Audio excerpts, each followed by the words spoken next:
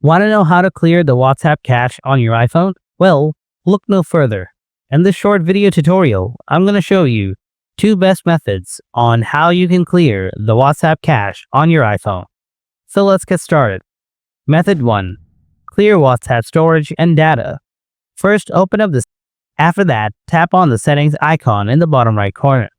Scroll down, then tap Storage and Data. After that, tap Manage Storage. Now, make sure to remove unwanted or large data or chats from here. Method 2. Clear WhatsApp cache. Open up Settings, then tap General. Next, tap iPhone Storage. Now scroll down and find the WhatsApp app.